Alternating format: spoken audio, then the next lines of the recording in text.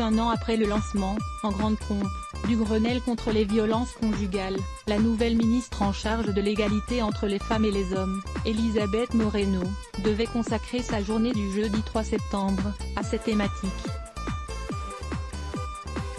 ONU, rencontre avec les représentants des 11 groupes de travail mis en place lors du Grenelle et avec plusieurs personnalités du monde associatif, réunion de travail avec sa prédécesseur Marlène Schiappa et déplacement sur le terrain. La séquence est une manière de montrer que la lutte contre les violences conjugales, qui concerne plus de 220 000 femmes chaque année, demeure un sujet de préoccupation du gouvernement. Des réunions seront désormais organisées toutes les 6 semaines avec les groupes de travail pour évaluer le déploiement des mesures annoncées lors du Grenelle mais aussi faire de nouvelles propositions, indique le cabinet du ministère. En juillet 2019, c'est après plusieurs mobilisations massives contre les féminicides que le lancement d'un Grenelle avait été annoncé.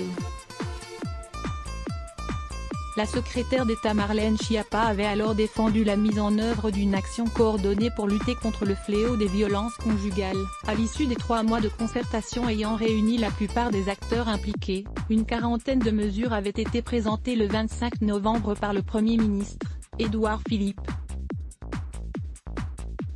Parmi elles, la mise en place d'une grille d'évaluation du danger commune à l'ensemble des professionnels amenés à être au contact des victimes, la reconnaissance du phénomène d'emprise au cœur des violences psychologiques, la création de 80 postes supplémentaires d'intervenants sociaux dans les commissariats et les gendarmeries.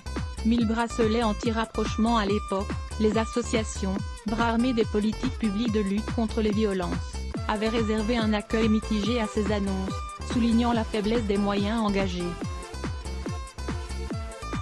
Un rapport sénatorial publié cet été relève d'ailleurs le morcellement des crédits alloués aux politiques de lutte contre les violences faites aux femmes, à la croisée de plusieurs politiques publiques, et appelle à davantage de clarté.